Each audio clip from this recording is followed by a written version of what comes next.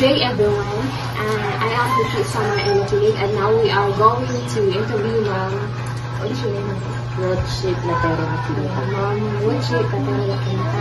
Now to know what is the strategies or the how to communicate with the parents, or what are the methods in how to teach those different and diverse students. And now I have here my classmates also to interview Ma'am Rothschild. Good afternoon, Ma'am. This is Angelique B. Bayor from BEd 4A. So here's our first question. How would you communicate with the parents to keep them informed about their child's progress and involve them in their learning?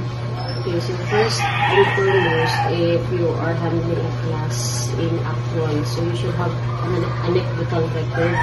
So for you to be able to list all the characteristic traits and other things that you have observed in every learner. So if ever may napansin ka nga dili mo sa iya, i-record mo sa anecdotal record. So that will be your proof to the parents for whatever purposes na, example, na mo reklamo or mukuan kung unsa ang outcome tibali sa grades or sa bata. So it is very important for you to have an anecdotal record. So in an anecdotal record, there you have all the characteristics that you have observed. You should have that one so that you can list all the things that you have observed based on the behavior or so sa bata nga imong under sa imong nga advisory.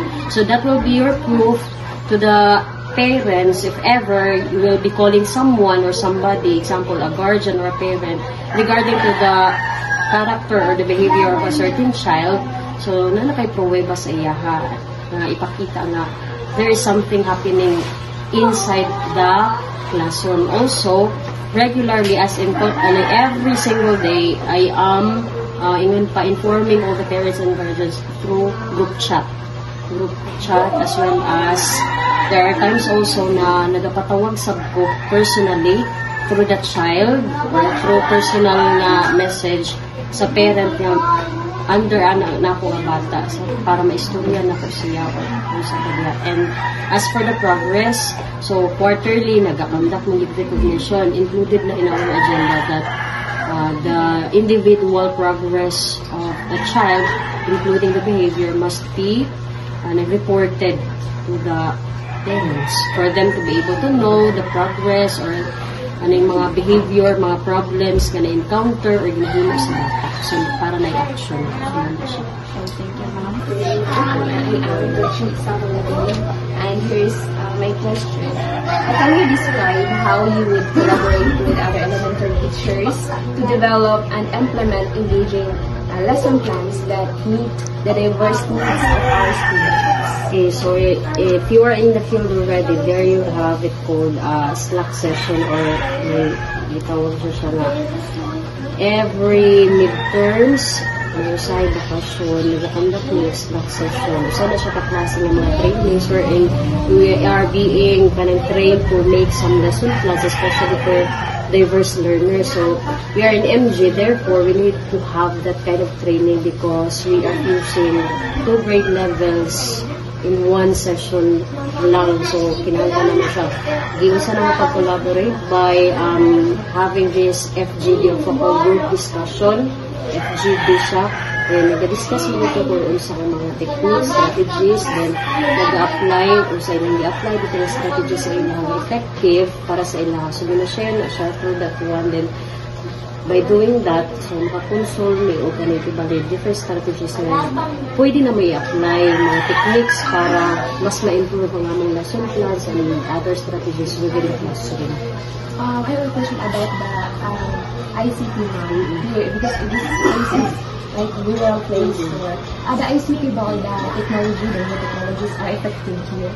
Yes, very much. So in our school, in each classroom, though we are multi-grade, we have complete set of television, including speakers, microphones, we have tablets, and computer set, all of us. We are provided by the Department of Education. So those ICT equipments, it is very useful because it is very engaging as well as eye-catcher siya kasi it is not usually used in our daily lives, especially within this kind of community. So, murag dili kayo familiar mga bata. So, pag gamitan mo siya ICT, mas focused siya and mas happy sila. Pinakakita sila ng mga nag-move ng mga images, also mga songs, o ba na pag gina-apply or ginagamit sa ilang lesson everyday. Sa ano ma'am, sa mga, what are the, like sa mga traditional teaching or sa karoon ng new na 21st century technologies, asa ang most effective teaching? More collaborative, more engaging with our Okay, so sa inani sa karon yung panahon, especially kung nanagin mo sa kayo, makakita agad mga lahi ra siya sa actual sa inyo sa part-time teaching o ban pa sa actual teaching, murag diha din mo makita ang individual nga mga character sa mga bata. So asa siya mas engaging if imo i-apply through games. Magamit ka og games kay mas hyper sila pagdating kay ang mga bata mo kung naana gid sa actual teaching, hyper gyud kay sila. So, kinahanglan mo i-maxima sa ilang pagka-hyper through game, then, aside sa nag-game, na-enjoy pa sila, naka-learn pa sila. So, magamit mo games, ICT, then, mga different instructional materials na pwede nyo ipahatag sa ilahan. Ino siya i-fuse sa games and ICT. So, especially sa elementary. Yes, kay bata-bata yung elementary. That's how ma'am, thank you.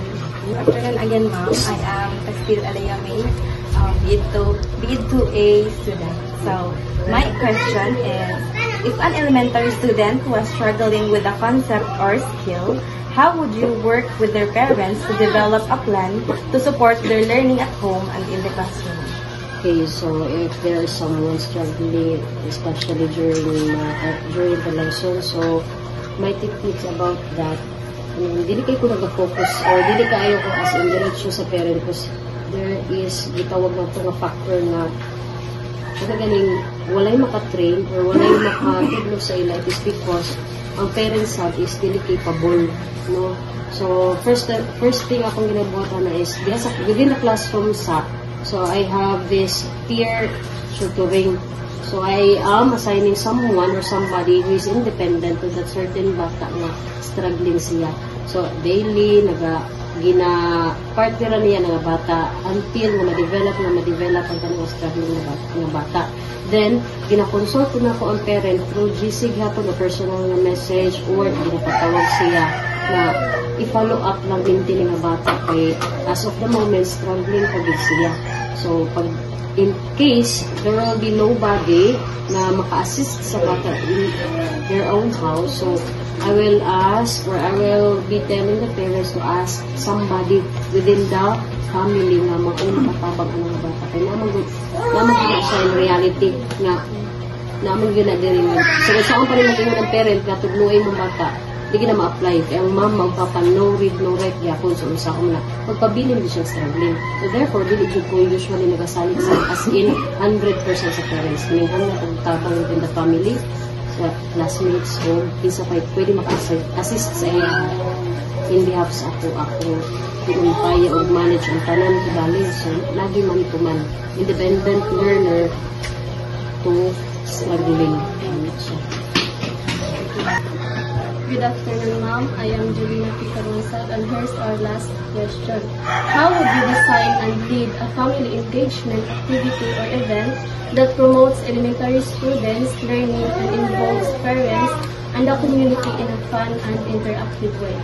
Okay, so how would I design? So for me, the most effective yun na kamaagi para ibali ma-engage ang parents and as well as their child. So there should be, mo lagi pa kung ilang ganina, dapat may connection sa maintain, ng regular consultation or sa kanya monitoring sa bata. Okay, high-tech naman doon, so gamitin na itong ICT. Then, aside anak sa iya is kaning tibali, tagaan, ginahatagan mo na muna silang mga activities na ipabring home na mo, wherein, para ma-apply nila sa ilang family, describe, discuss, na siya, bali mas sila'y collaboration sa parent ug ang bata ko para mas mag-close ang ties nila, mas ma-open nilang usap-usap. Then by doing that, bali mas na ay opportunity ang bata nga makipagawa sa iyahang kibali kung say nabisda niya sa classroom, kung say adjust na iyang himo. Then partner na po sa amo as teachers kay para sa masabot sa namo ang side kibali niya ko nga nang inani iyahang attitude, example when it comes to mag-partner na yung attitude ang ability sa bata ang iyahang cognitive kibali. So pag affected ang bata or disturbed ang bata sa ilahang bagay kitungod kay walay proper connection within the whole kuan, bisan pa usa sa teacher pag connect ana kung dili sila open sa usa-usa so murag maglisod, so dapat na agi siya banding man ang ginari kuan ibali namo siya, example na may activity hatag, so among ino ng parents na naadyo dapat sila mismo nag-assist sa bata, improve is pictures, videos, o dan pa na nag-perform sila ang mga certain activity para mas connected sila nila, mas open. Then, ang learning is mas damit siya. Thank you, ma'am, for sharing your knowledge with us. And I hope na everyone, especially those future teachers, know this advice of Ma'am Rochi. And I hope you understand. Thank you.